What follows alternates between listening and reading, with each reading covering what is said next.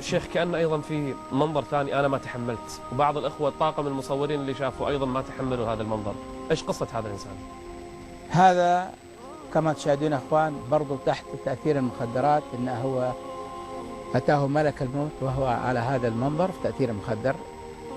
فبعض الإخوان يقولوا إن هذا حرق، كما تشاهدون وجه هذا الرجل تحول إلى سواد الفحم. شيخ هذا مو حريق؟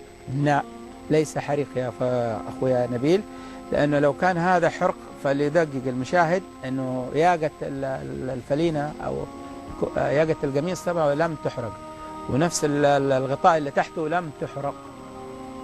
فإذا كان حرق فأول حاجة، ولو تلاحظ كمان شعره لو كان حرق لو كان شعره كان حرق.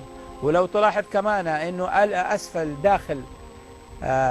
داخل فمه البياض، ورقبته كما تشاهدون في بياض. يعني عفوا شيخ، هذا ايده نفس لون وجهه كان؟ هذا الوجه يعني هذا الجلد نفس اللون؟ الايد هذه من كل هنا انه له جلس مده هو في حاله تعفن في من تاثير المخدر، هو بعد ما اكتشفوه ميت، لكن جسمه كله لم يتغير. حتى لو تلاحظ انه معدته مع المده لم تنفجر.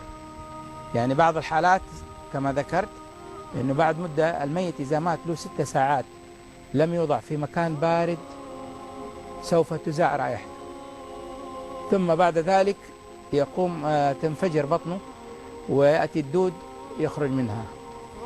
هذا كما تشاهدون معدته زي ما هي بلبسه كامل، يعني ما في مستحيل انه في هذا الوضع نغير لبسه كامل لم يمسه، ليس محروق.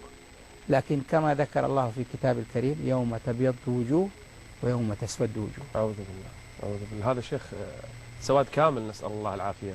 نعم، نسأل الله أنه كان من أهل الإيمان أن يتوب عليه ويغفر له نعم، نسأل الله له ويكفر عنا سيئاته. نعم. لكن مصيبة شيخ، الإنسان يموت على هذا الذنب وهذه المعصية وعلى هذا الشكل يبعث عند الله، والله كارثة كارثة. فرق بين شيخ إنسان يلبي يموت وهو محرم يبعث عند الله لبيك اللهم لبيك لبيك لا شريك، وهذا يبعث يتعاطى إبرة مخدر أمام ربه جل وعلا.